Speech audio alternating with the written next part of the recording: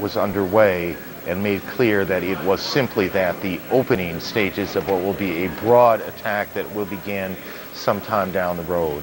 Christiane Amanpour and Wolf Blitzer are both in Kuwait City. This will be a central and important place over the next several days. Go ahead, Christiane. Wolf and Aaron, let's talk a little bit about the allies of the United States, Britain and Spain. We have been told, and certainly Wire reports are saying, that Prime Minister Tony Blair was awoken, or at least informed, after midnight British time, that these attacks had been brought forward. We're not sure whether this was a surprise to him or not, but what we do know is consistent with what our reporters Jamie McIntyre and others from the Pentagon had been saying.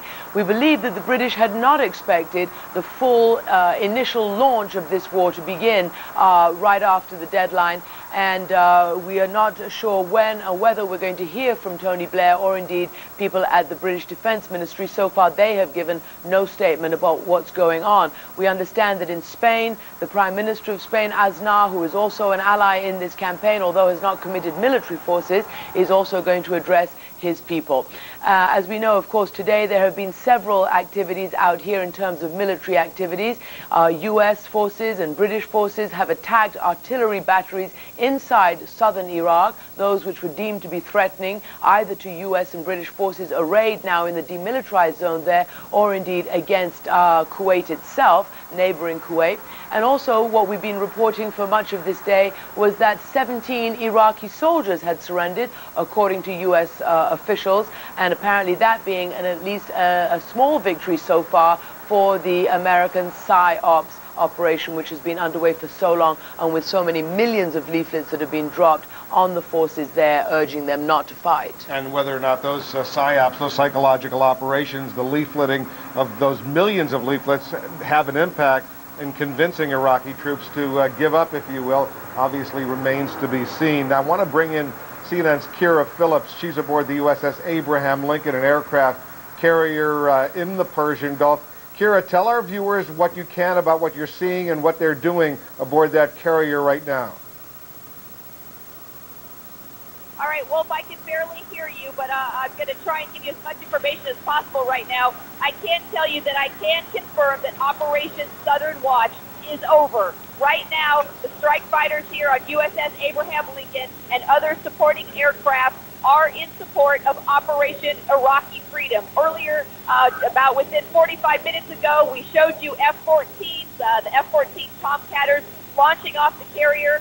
Those pilots indeed in support of Operation Iraqi Freedom now. This conflict with Iraq is moving quicker. The tempo is building up. Right now, you're seeing a shot of an F-18 getting ready to launch off the U.S. Abraham Lincoln here. As you can see, it's an integration of a number of squadrons. The first to go were the F-14s. Now the F-18s are starting to get into the mix.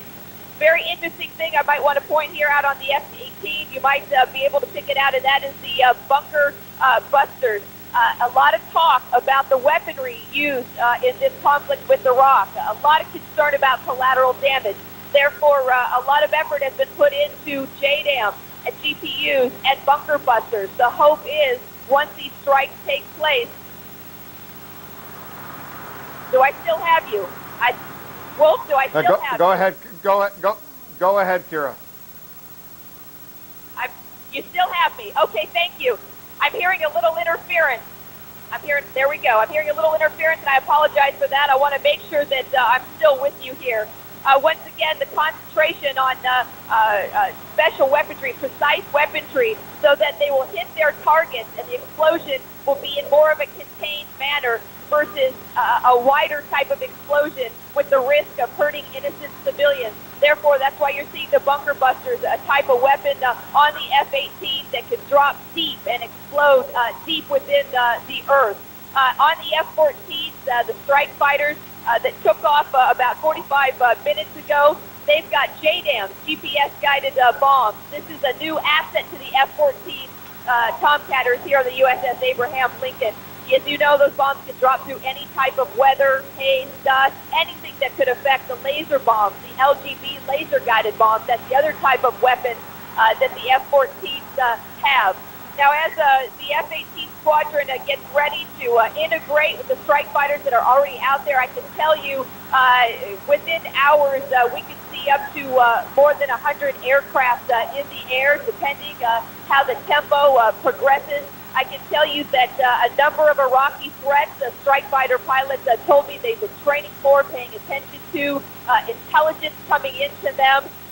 Plenty of time, of course, to observe U.S. patterns. The Iraqis have had plenty of time. So the element of surprise, as you can see, we're all surprised that this happened so quickly and is happening in a manner which obviously nobody really expected. Even the squadrons here are learning by the minute how this campaign is unfolding. I can tell you Iraqi threat, SAM, surface-to-air missiles. The strike fighter pilots will be paying close attention to that. Also, old Soviet fighters, the MiG-25, a very favorite aircraft with the Iraqi regime. They've been moving a lot of things around, we are told. The Iraqis have. There's a lot of dispersal that's been taking place. So the object in this campaign, of course, is to be able to try and follow where all that movement is and be able to hit targets right on top of the targets.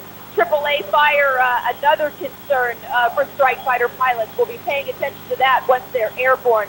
Now, of course, the perfect case scenario here was that Saddam Hussein would surrender. That obviously has not been the case at this point. Sorry, I'm getting information as I'm talking to you here. Are you still with me, Wolf? I am, Kira. I just want to update our viewers. Hold on one second. You were talking about something very significant with the president formally announcing the start of what is now being called Operation Iraqi Freedom. What you note that the Southern Watch, Operation Southern Watch, Operation Northern Watch have ended. Those are the two no-fly zone operations, patrolling the no-fly zone in the south, patrolling the no-fly zone in the north. That's been going on for nearly a dozen years. The Iraqis can't launch any kind of aircraft in that southern no-fly zone or the northern no-fly zone. By and large, U.S. aircraft carriers in the Persian Gulf, as well as bases, the Prince Sultan Air Base in Saudi Arabia, as well as the Incirlik Air Base in Turkey, responsible for launching U.S. and British warplanes to patrol the northern and southern no-fly zones. Kira Phillips once again aboard the USS Abraham Lincoln, one of 5 aircraft carriers now in the vicinity, now participation in Operation Iraqi Freedom. If you're still there, Kira, go ahead, tell us what you have. All right, Wolf, am I back with you, Wolf?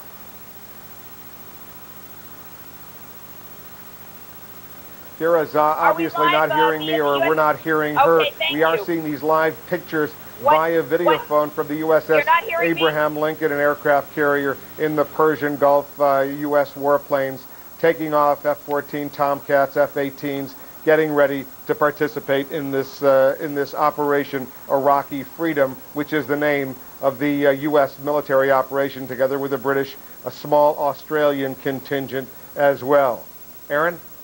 Thank you. It's just past midnight, 8 past midnight in the east. A new day here in the United States, a day that we expect to unfold dramatically, but precisely how is impossible now to know. We do know that Operation Iraqi Freedom is underway. We began to see that earlier this evening, 9:40 or so this evening, when Nick Robertson reported it. Nick, what is it like in Baghdad now? Fighting day. And let's pay attention to that. Repeat. The president, the leader, the fighter, Saddam Hussein, may God protect him, and who is victorious, will shortly address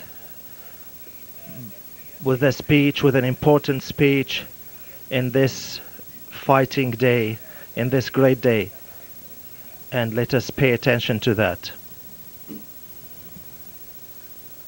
Announcing that Saddam Hussein will shortly go on TV, and these are the pictures. That is what Iraqi TV. I don't know if we can get back to that. It is in a sense a sort of remarkable scene that normal TV programming is going on in Iraq as they await the president of the country to announce that the country has been attacked by the United States. Nick Robertson, are you able to hear me now? hear you just fine. Indeed, the broadcaster giving the message that President Saddam Hussein will speak shortly, that's been playing here a number of times this morning. For about the last 40 minutes, that same message is being played out and broadcast to Iraqis here, that their leader will broadcast a message to them soon. Just as we were talking before, the air raid siren here went off again. I saw some people hurrying to get off the streets here. There are not many people around at the moment, but that was just 15 minutes after the all clear going off, the air raid siren going off, and some people hurrying to get off the streets, Aaron. Although right now, nothing appears to be happening. Nick, our reporting from the Pentagon, from the region, is that nothing major, the major rollout of Operation Iraqi Freedom is not going to happen yet. And earlier, General Clark, I believe it was, talked about the value of starting it at night in the darkness, and we're a long way from that. It's just early morning now in Iraq right now. Earlier, a short time ago, not very long ago, in New York, the Iraqi ambassador to the United Nations talked to reporters how odd it must be to be the country's representative in the United States when the United States has just attacked your country. But this is what he had to say earlier in New York. Do our best to contact, to tackle this matter within the United Nations and with the Security Council. What would be the next step to do that then? Hopefully tomorrow we will start that, What step. exactly what would you try and do? Well, you know, just perhaps we have to send a letter there to the President of the Security Council and to the Secretary General. You know, this is a breach of peace. So we have to ask them to, otherwise we can do nothing new. Me, myself, I can do nothing.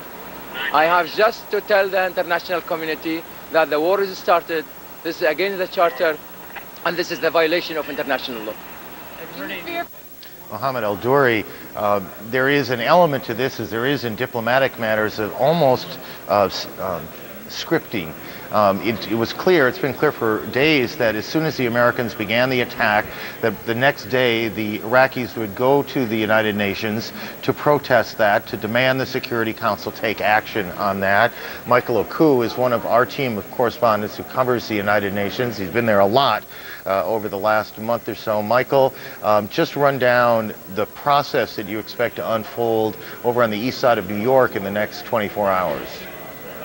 Well, Aaron, what we expect is that the Iraqi ambassador who you just heard from will be very vocal about going to other Security Council nations and asking them to convene to talk about the action that the U.S. is obviously involved in at this moment.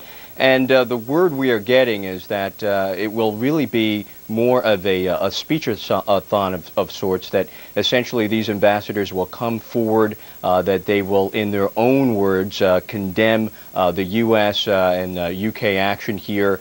We don't expect there to be any kind of a resolution or even a presidential statement, which is what often happens in situations like this. The advice that the Iraqi ambassador is getting, according to some diplomats we have spoken to, is that it is not a good idea right now to try to go too forward on this, to try to isolate the United States in any way, but to just come forward and to make their voices heard. Aaron?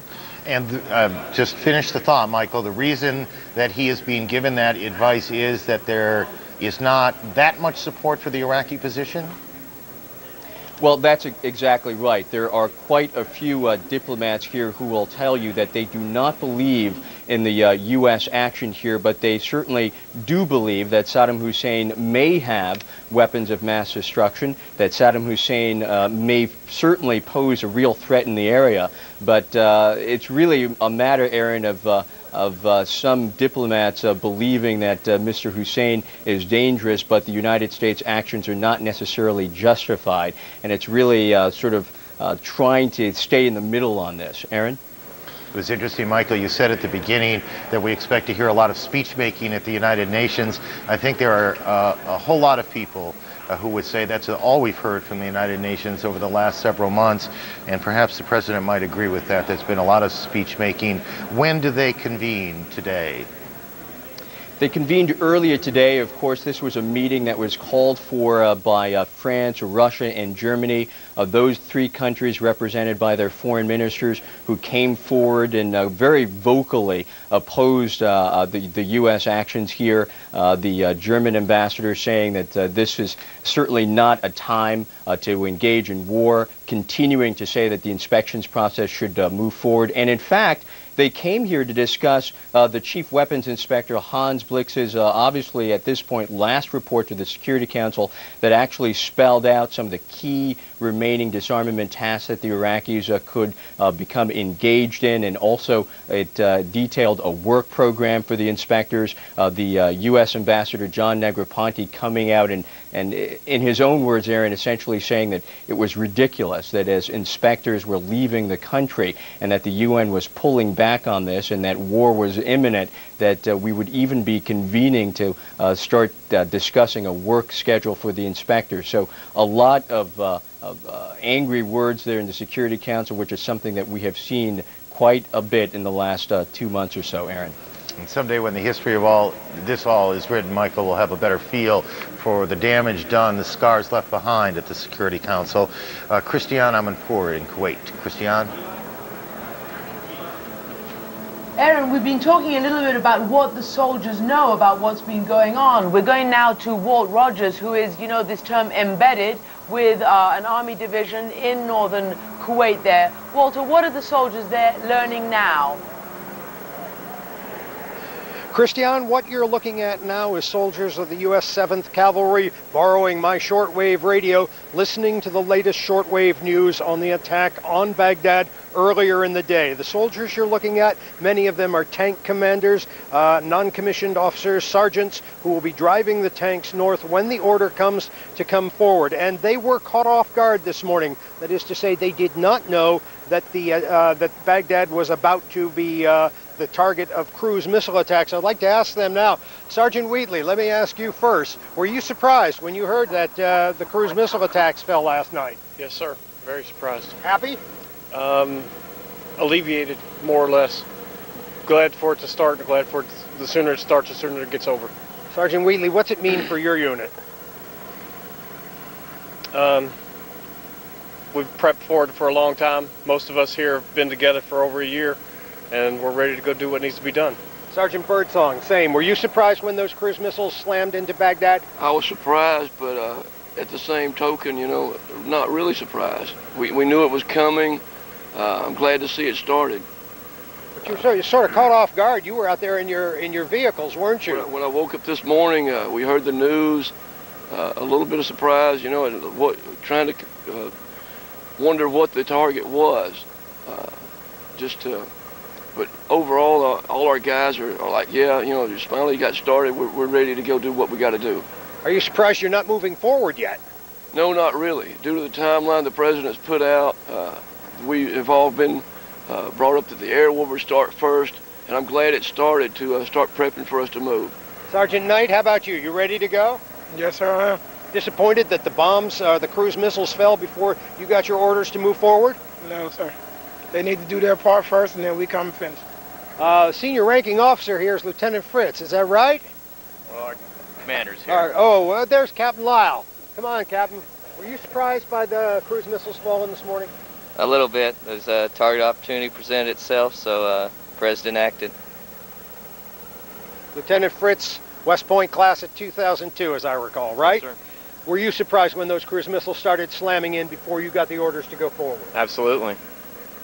Anxious to go now? Ready to go. The hesitation. What's the hesitation? Hesitation. In your voice. You say ready to go. We're just ready to go. I mean, that's just Captain Lyle, I'd like to ask you, what happens if your soldiers go forward and find Iraqis, civilians, being used as human shields? We deal with the situation accordingly. We definitely do not want to harm any non-combatants in any way. We're there to liberate those same people, so we take every precaution and develop the situation as best we can to ensure their safety. Thanks very much. We've been talking to Captain Clay Lyle and the soldiers of the 7th Cavalry, the Apache Troop. They are just catching up on the news this morning. They, like most of the world, was caught a little bit off guard by virtue of the fact that the president had ordered a limited strike, a cruise missile strike against areas in Baghdad. The soldiers you're looking at will lead the attack for the U.S. Army when the orders come to go forward. But at this present time, there is no operational order to continue, so we're staying in the attack position with the 7th Cavalry. Christiane, back to you. Walter, now that the initial stages have begun, of course, everybody is trying to figure out a timeline. What have you gathered in your time with those soldiers there, with the 7th Cavalry Division, about a sort of timeline? For instance, when the major air assault begins, when is the ground assault scheduled? Well, nothing that happened in terms of that cruise missile strike on Baghdad, and it was a limited strike earlier in the day. Nothing has changed the operational battle plan for this group, the 7th Cavalry. They have their orders. We can't say exactly when they're supposed to go forward, but I can tell, looking at the readiness of the unit around me, these soldiers, they could move very quickly. The problem is the order has not come from the Pentagon yet, and the plan is not going to be changed by that limited cruise missile strike. So we're looking at least 12, 24 hours, perhaps even longer. The Pentagon, the White House is not going to be rushed, and you can see that by the rather laid-back position we see in the field. These soldiers could move very, very quickly. The men you see behind me, most of them NCOs, could scramble on the top of their main battle tanks down in those turrets 5 minutes or so and be out of here, have those engines running. The problem for them, of course, is that the order has not come forward. Now, we did have some supply vehicles, 5,000-gallon and 2,500-gallon tankers come up to bring more fuel or have fuel at the ready for the tanks when the order comes to go forward. But the line of departure has not been crossed yet. That's still ahead of us back over there, over the Iraqi border. Back to you, Christiane. Walter, thanks very much, and we go back to Aaron now at CNN headquarters. Christiane, thank you. We were looking at Sergeant Wheatley. I didn't hear his first name, and maybe he didn't give it, but he was the first person Walt interviewed with the big mustache. Everyone who has ever been in the service knows Sergeant Wheatley, knows a non-com who looked like that young man, and you look at those people, they are about to do some very difficult work in the days ahead, and all of us think of them and worry about them and wish them nothing but safety tonight. Their commander-in-chief went on TV at 10:15 Eastern Time to announce what had become clear about a half an hour earlier, that Operation Iraqi Freedom was underway. Chris Burns is now taking the watch at the White House. Chris, it was 4 minutes. The president's statement was 4 minutes, not very long, but it certainly said a lot about what's to unfold. Aaron, absolutely. And that decision that the president made was made shortly before that. The president had a second National Security Council meeting, actually a war planning meeting in the afternoon. This had begun to happen this week, just this week. This second meeting rolled on longer than expected, and what really pricked our ears up was actually watching the fact that Vice President Dick Cheney had spent an inordinate amount of time there at the meeting and had stayed there, an effort having been made since September 11th, 2001, that both President and Vice President should not be together a very long time to try to make sure that leadership would survive in the event of another terrorist attack. So that was a very important indication that a big decision was on its way. President Bush having made his decision, according to senior administration officials, at 6:30 this evening. At 7:30 that meeting broke up. The president then giving his speech at 10:15 this evening, saying that what was happening had only just begun. At this hour, American and coalition forces are in the early stages of military operations to disarm Iraq, to free its people, and to defend the world from grave danger. On my orders, coalition forces have begun striking selected targets of military importance to undermine Saddam Hussein's ability to wage war. These are opening stages of what will be a broad and concerted campaign. Now, the target having been made, the president decided, because the CIA and other agencies had told him there was this opportunity to strike at a major leadership target. Now, the Pentagon sources are telling us that it was actually aimed at Saddam Hussein, but we can't confirm that from this end. What was important was that there was a major leadership target, try to cut the head off the military leadership, and perhaps that would make it easier to advance in the next few days. Aaron? Chris, thank you. Chris Burns, I placed you at the White House. You are covering the White House. There comes a point, just so you know why Chris is not standing on the White House lawn, when the White House says we don't want any more live shots coming out of the area. In part, it's security, in part it's because the lights are annoying to those people inside, honestly, who are trying to sleep. That would be the President and the First Lady and any guests they might have. And so I gather that that this is what happened, that they moved us across the street, and we gladly oblige in that situation. The President is in the residence. The First Lady is there also. We haven't seen much of the First Lady over the last several days, but we are told that while she didn't have a public schedule, some friends had come to visit, and that this is obviously an important and difficult time for the First Family, and our thoughts are with them as well. Whatever feelings you have about the war and the appropriateness of it, the weight of these sorts of moments and the history of these sorts of moments on any president is important, and they are important moments, and our thoughts are with them as well. Among the things that we'll be doing over the course of this war, however long it goes, and we all hope it doesn't go very long, is trying to explain the battle plan as it unfolds. A lot of that duty will fall to Miles O'Brien and an assorted group and distinguished group of analysts, generals, retired and otherwise. Miles is with us for the first time now tonight. Miles, good to see you. Good to see you too, Aaron. And I'm joined by Alec Fraser, who is retired as a captain of a cruiser in the Navy and has spent a lot of time, at least in training, firing off cruise missiles, and can tell us a little bit about what goes on a naval ship at this time. First of all, Alec, good to have you with us. We do know this now, as we point out on the map here, we had the Red Sea and the Persian Gulf were the points of origin for some 40 cruise missiles. We're talking about a range of between 700 to 1,000 miles for a cruise missile, so that's well within their capabilities. Tell us what goes on a Navy ship when it comes time to fire off a cruise missile. To fire a cruise missile requires you to have a target, and that target is downloaded from satellite pre-programmed targets. It's loaded into a mainframe computer on the ship, and then when the target is assigned by the theater commander, that target is downloaded into the missile and then it is fired. So it takes about 5, 10, 15 minutes to get the target loaded onto the missile, but the target is already available in the mainframe computer system on the ship. Now, I'm told typically what happens is they don't fly like that arrow I've just put on there. They fly kind of a zigzag pattern typically as they come in. What's the purpose of that? The beauty of a cruise missile is that you can have a lot of pre-fly points that you go to along the way, avoiding anybody being able to see the missile, being able to detect it and give an early warning. So you can fly the missile at various quadrants and at a target bring it in from various angles. So say someone's looking at a particular direction, it sees the missile coming in, but he doesn't see the one coming in behind him at the same time. All right, let's take a look at a flight of a cruise missile, just give you a sense of what it might look like with a graphical depiction of it. This one would obviously be coming from the Persian Gulf as we depict it here. Comes off of a cruiser like that one, and on it goes. It comes off with a solid rocket motor and then shifts into basically a small jet engine flying at about 400, 500 miles an hour. Flying above any other type of things it could run into, then it drops down low once it gets over land. It'll fly to various points along the way. This one's flying straight, but it's mapping as it goes along, taking some points and taking GPS coordinates at the same time. Low infrared signature, low radar signature. In other words, can't be picked up easily by defenses along the way. It has no emissions coming out from it, so therefore any type of electronic detection device doesn't work against it. How accurate are they?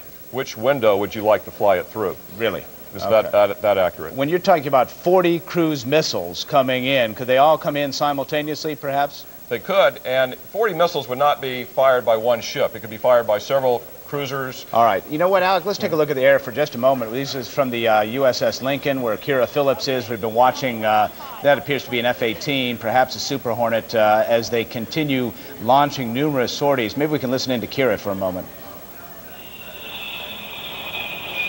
Thank you, Miles.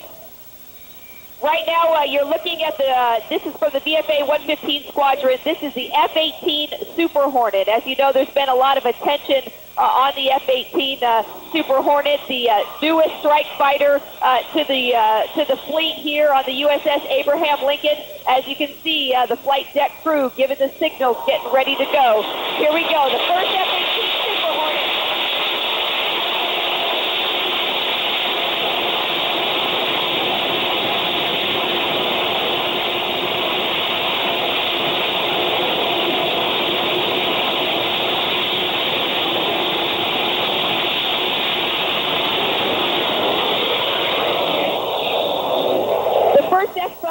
First F-18 Super Hornet, that was from the VFA 115 Eagles, has launched off the USS Abraham Lincoln now. The advantages of the Super Hornet, of course, the heat-seeking missiles you probably saw on the side of that aircraft. Also, the bunker busters that we told you about. The Super Hornets, of course, known for their speed and air superiority. I'm sorry, Kira, we got to interrupt you. We got to go now to the Ministry of Information on Iraqi television. The Minister of Information, let's listen in for just a moment. Against the tyrant of this era, the Zionist ally, in this day where the determinations will be manifest, and Iraq, under the leadership of the great leader Saddam Hussein, may God protect him. This will be a protection, a shield for this nation, for humanity, against those evils, those tyrants in America and Britain. Dear citizens, the President Saddam Hussein, may God protect him, will speak to you.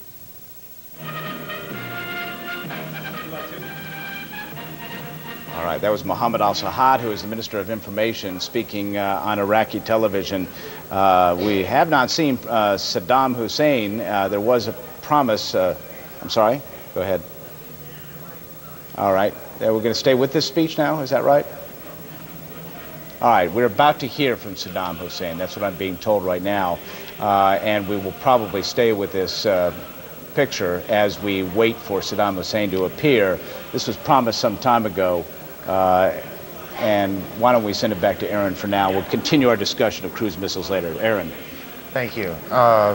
Well, we look at the slide, and that's what it is. What we don't know, honestly, we know that they say Saddam Hussein is alive, and they say that we're going to hear from him, but the truth is that Iraqi information officials have been saying that for at least an hour now, a little longer than that. They say, well, it'll be another 10 minutes, it'll be another 10 minutes. We'll have something on this channel or that channel, but to this point they have not delivered. We know, and you know, God, most merciful, most compassionate. They've delivered now. Those who are fought as they are treated unjustly were granted permission to fight, and God will give them victory.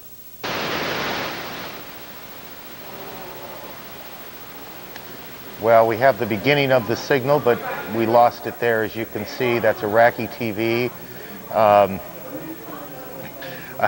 You know, I suppose it is in some ways fitting that, here we go. 20th of March 2003, corresponding to 17th of the Muharram of 1422 Hijri. The criminal, Junior Bush, committed, he and his aides, his crime that he was threatening Iraq with, and humanity as well. His criminal act comes from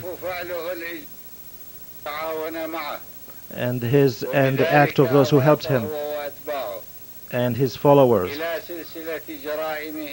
This is added to the series of their shameful crimes against Iraq and the humanity. This is a start for other additional crimes. O Iraqis and those who care in our nation, sacrificing for you and for the values of our nation and the banners of fighting and for its religion and for the soul, the family, the son. And here I will not repeat what should be said. It is a duty on all people, good people, that repeat what has to be done to protect and defend this dear nation and the values and sacreds. But I will say to each, this is a must on all of us, but I say on any of us, on each of us in the family of Iraq, the believing, the honest family that is being treated unjustly by its enemies, on all of us, on each of us, we have to remember what was said and what was pledged. And these days will go as God wills. These days will add to your record, your bright record, O you male and female dignified people. This is your share of dignity and victory and everything that will raise the status before God and will let infidels down, the enemies of humanity and God. And that you will be victorious, O Iraqis. And with you are victorious will be with you are the people of the sons of your nation, and you are victorious with the will of God, and your enemies will be in humiliation and defeat, God willing. اطلق لها السيف لا خوف ولا وجل.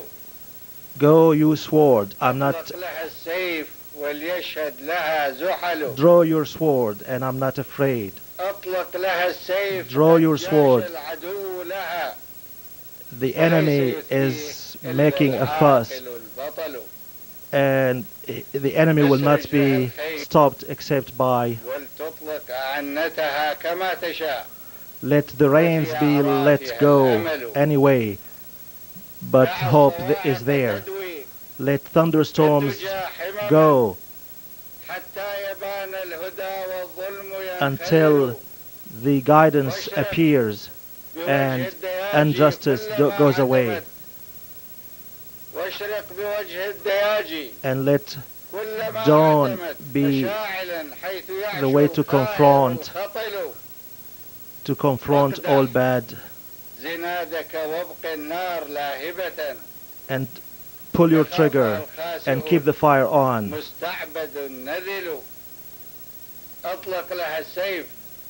Draw your sword.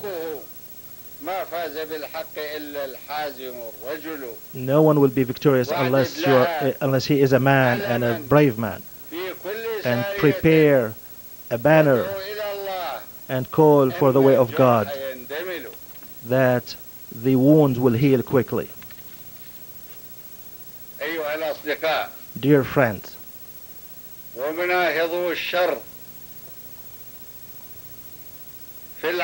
those who call for evil in the world, those who fight evil in the world, peace be upon you. You noticed how Bush, the careless, underestimated your values, that you declared against the war, and your honest call for peace. And he committed this shameful crime this day.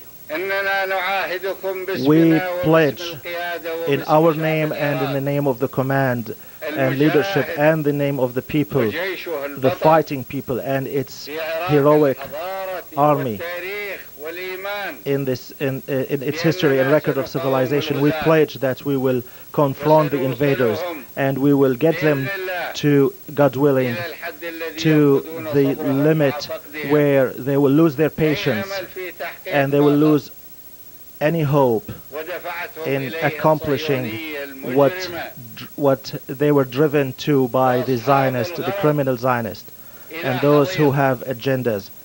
They will go to the lowest levels and they will be defeated, a defeat that we hope for them after they went far in injustice and evil. We love peace and we are working towards this. Peace. وسينتصر العراق. Iraq will be victorious, will win. And with Iraq, our nation and humanity will win. And evil will suffer from what makes it incapable of doing any evil or crime at a level similar to the American Zionist alliance against nations. And at the forefront is our dignified nation, Arab nation. God is great, God is great. At the beginning, at the forefront is our nation. God is great, God is great. And live long Iraq and Palestine. God is great, God is great. And our Arab nation, dignified nation, let that nation live. And the human brotherhood, let it live with those who love peace and security and the right of people in freedom according to justice and equality. God is great, and let the losers lose. Let Iraq live.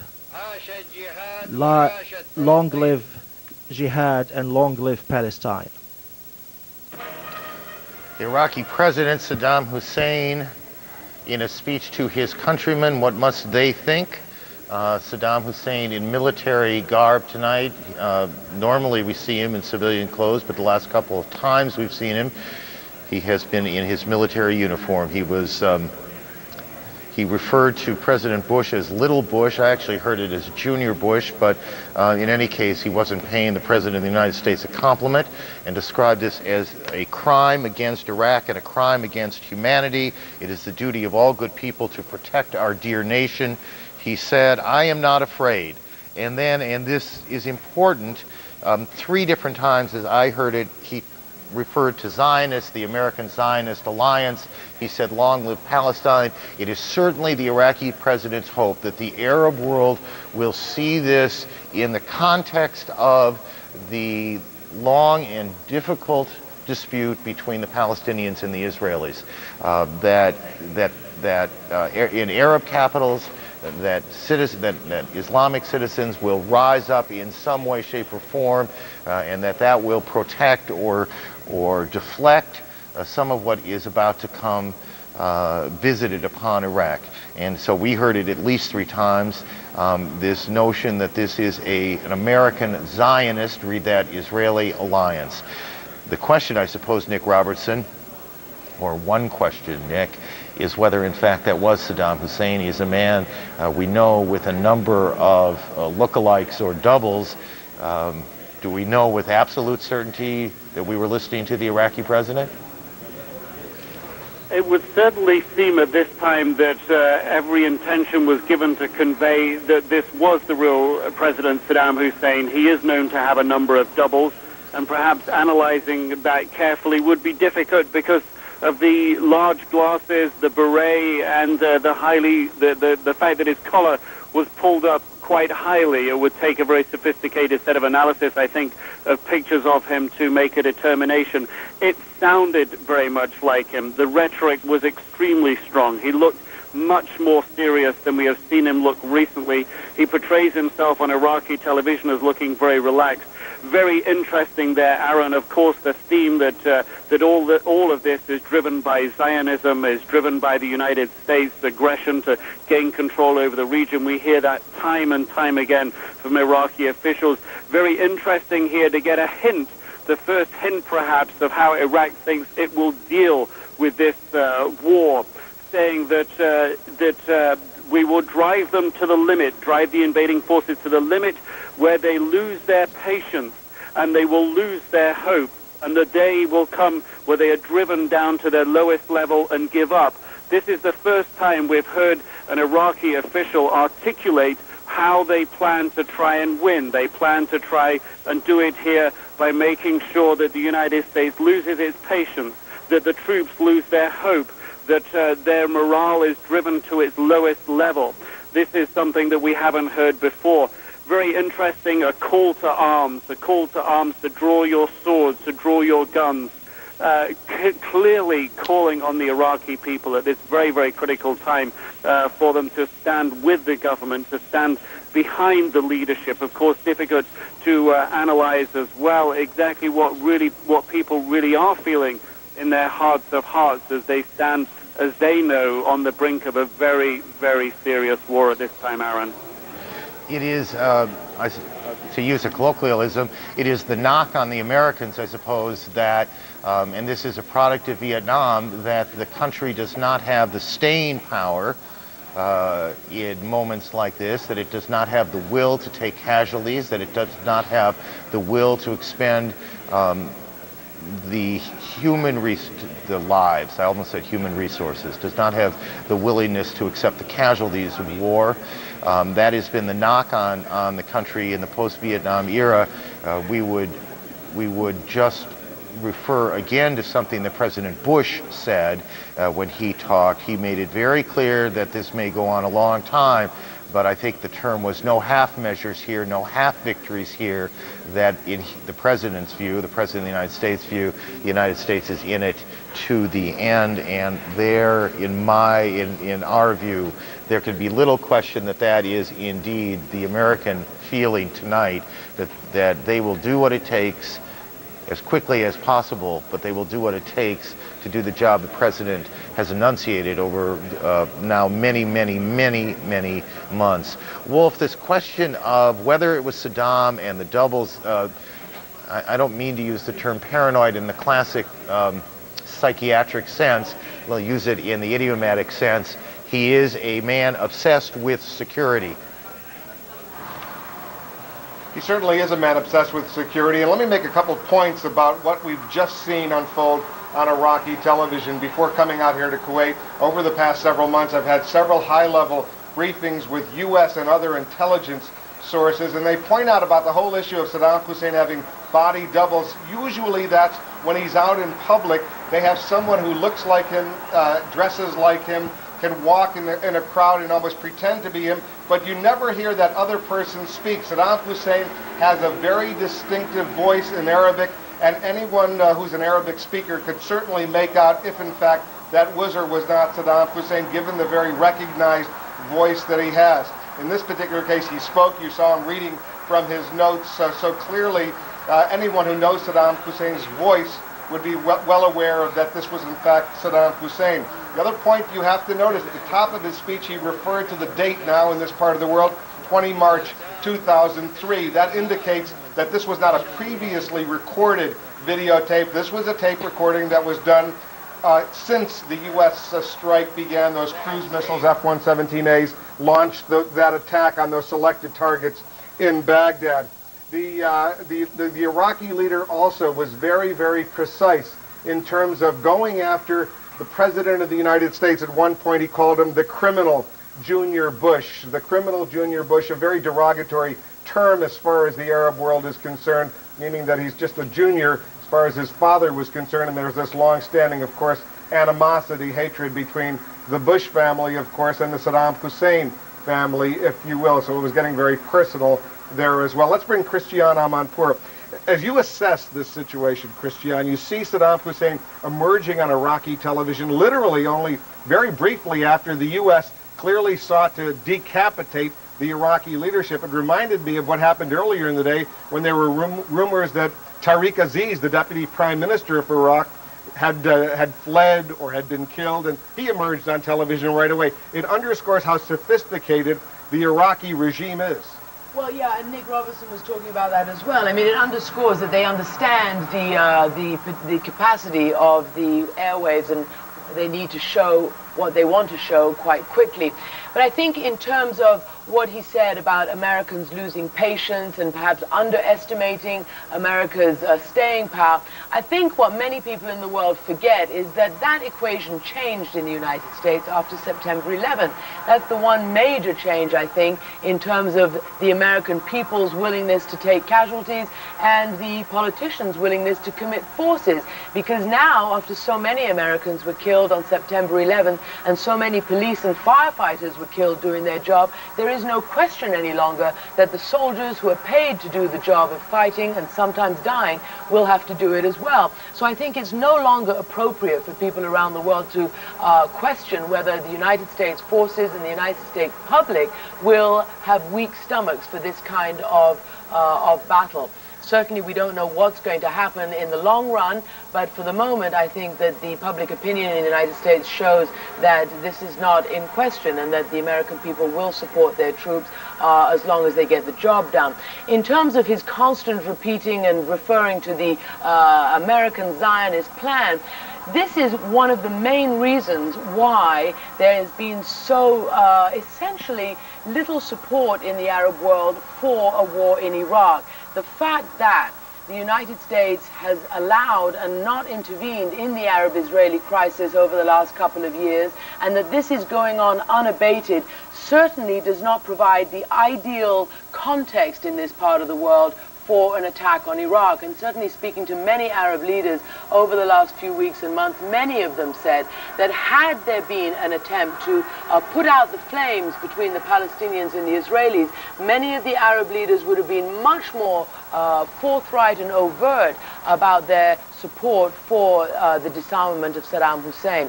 So I think that's something that he knows goes down well in this region. Aaron? Christiane, thanks. I think many in the Arab world would in fact say that this President Bush, President George W. Bush, has been less even-handed.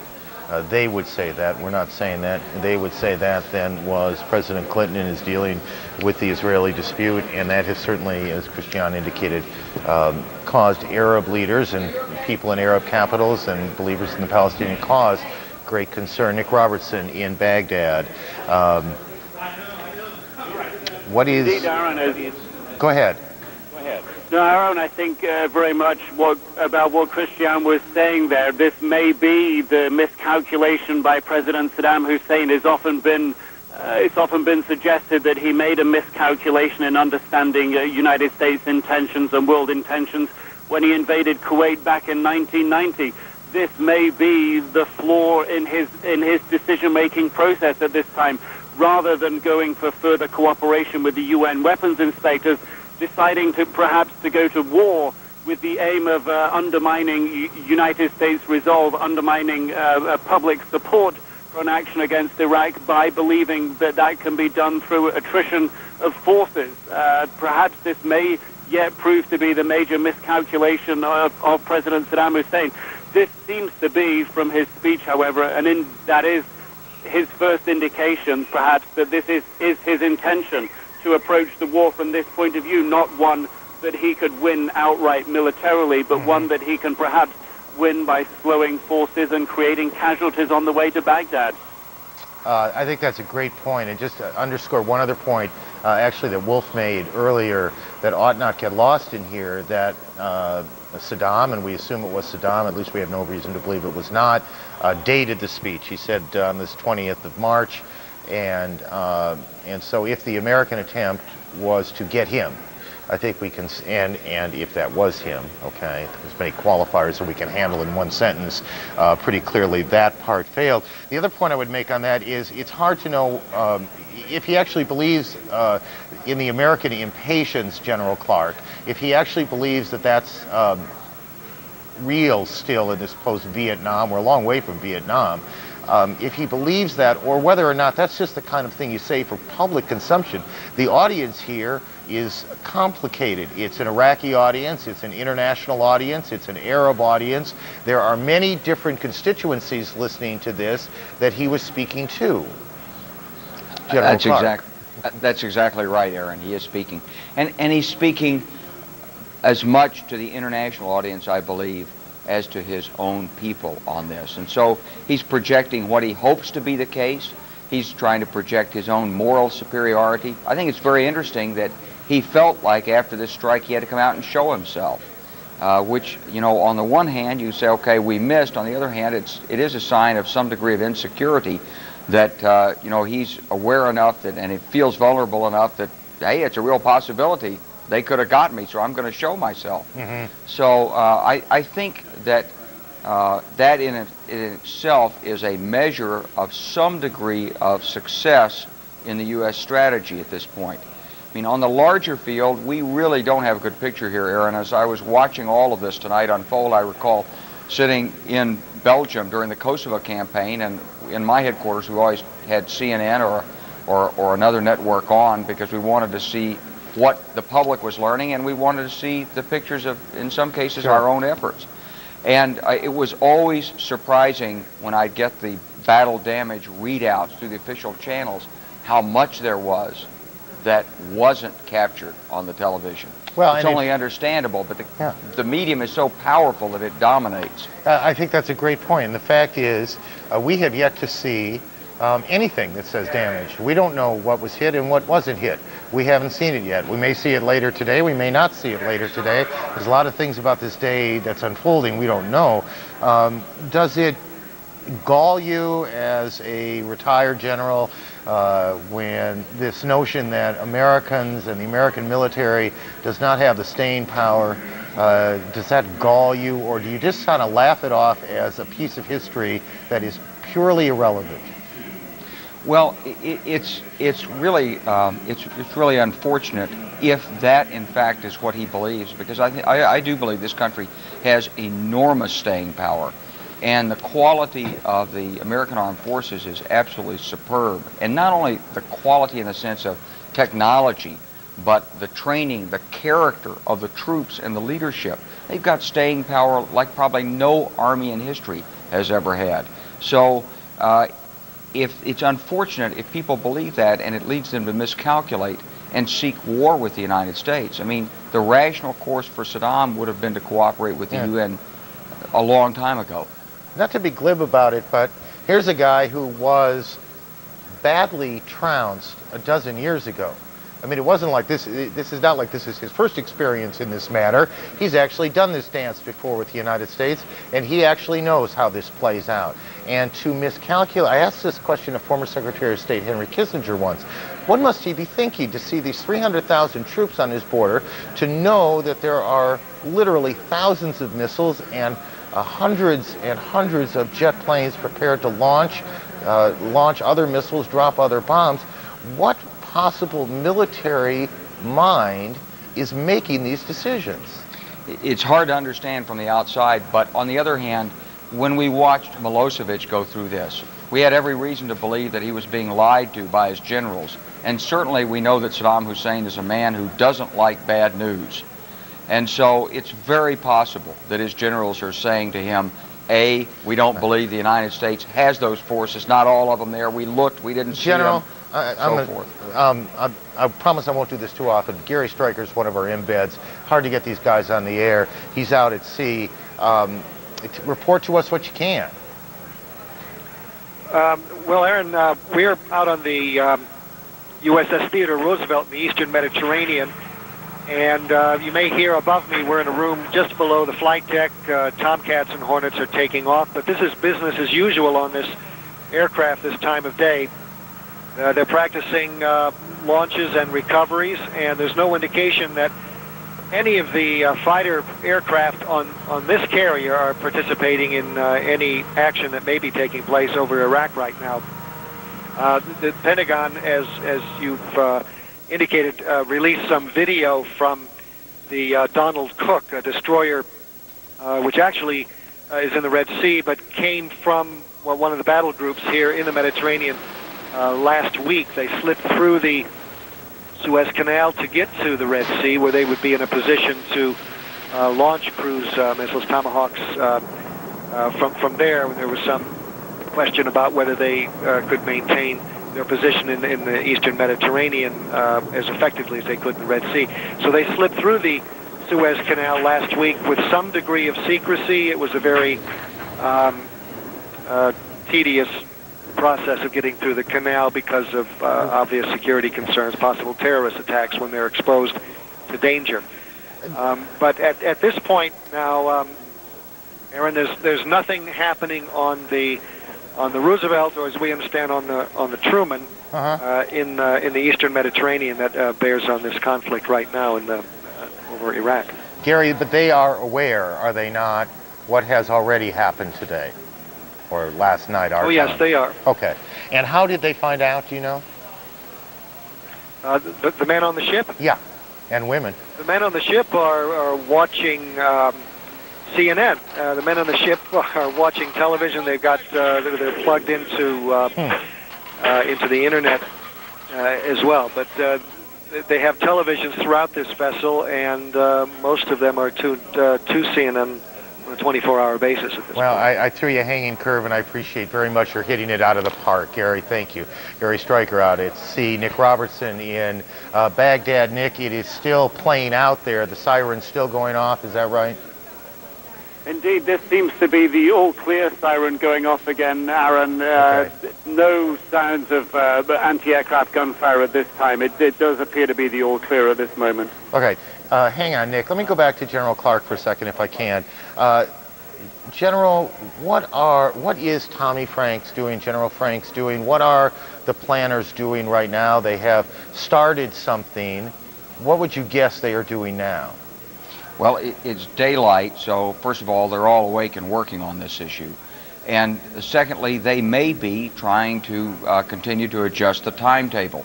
There may be other targets of opportunity that they're after. They may have decided, since they've sprung it now they've got to have extra patrols airborne to take advantage of what's happening next, or they may simply have told people, move it up.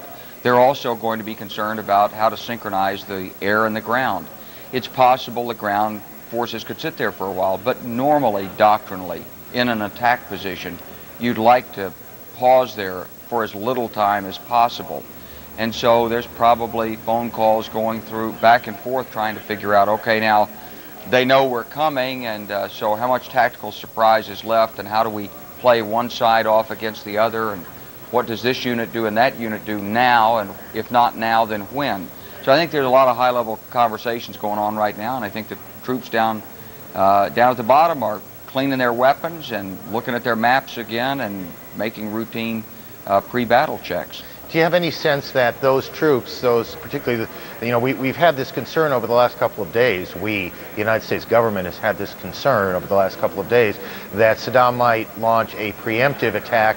Now that there has been these cruise missiles dropped on him, is it your view that the American forces, the British forces, are in any greater danger now than they were at 9 o'clock Eastern time tonight?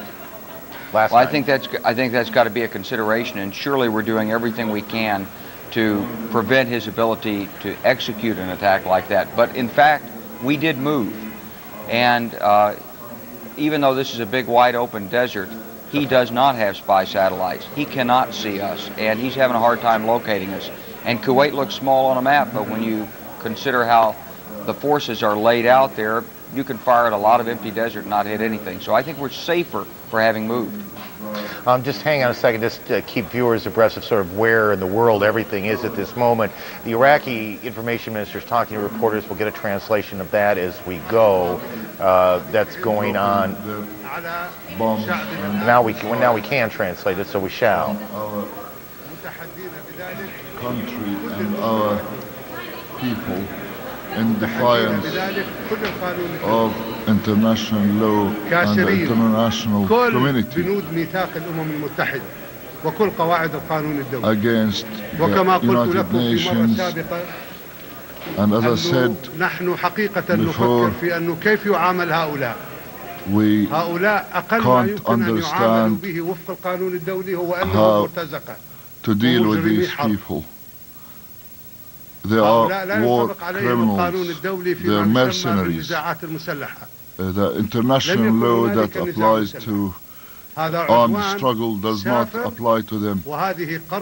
This is naked aggression and piracy, and this is what pirates and mercenaries do. This is what war criminals do. Therefore, international law does not apply to them. They are criminals. This naked aggression will be met by Iraqi resistance, and the people of Iraq will defeat this aggression. I ask you to show the world the crimes of the Americans and the Zionists and the British. We will take you everywhere so you can show the world. Feel free to show them these crimes. Now I introduce to you the Minister of Culture, Hamid Yusuf Hamadi. Today, the American administration has declared its bankruptcy. Today, that bankruptcy has become official before the entire world. And I'm not talking about the media side. My colleague here has told you, but I would like to tell the world that the pretext that was used by the American administration that Iraq had weapons of mass destruction, then that was changed to what's so-called regime change. I would like you to go back to the 9th of December 1988. 9th of September 1988. On that day, Senator the information and culture ministers of Iraq talking to reporters. I'm not sure what the question was that launched that rhetorical attack, or even if there was one, but that is part of the moment and part of what goes on in these moments in an attempt to play to these multiple constituencies that General Clark was talking about a little bit ago. I was a lowly seaman in the Coast Guard. I've interrupted a general twice tonight. I will pay for that at some point. Christiane? Well, Aaron, clearly a concerted effort by the top leadership in Baghdad to come out fighting, if you like, at least rhetorically and at least with their presence. If indeed that this cruise missile attack, apparently we're told 40 cruise missiles launched a so-called leadership target, well then the Iraqis are doing their utmost to show us that the top leadership is intact. Saddam Hussein giving that speech, and there you had the Minister of Information and the President of the Iraqi National Assembly talking and carrying on the rhetorical barrage against President Bush, against the US-led action in Iraq right now. Going back to Saddam Hussein's speech, looking at the transcript, at least some of it, he basically, as Wolf pointed out earlier, very cleverly alluded to the date, today, 20th of March, 2003 in this part of the world, and he said, "Draw your sword, I'm not afraid." He went on to denounce President Bush and said that they would have no chance of winning. What we know is that from this end, anyway,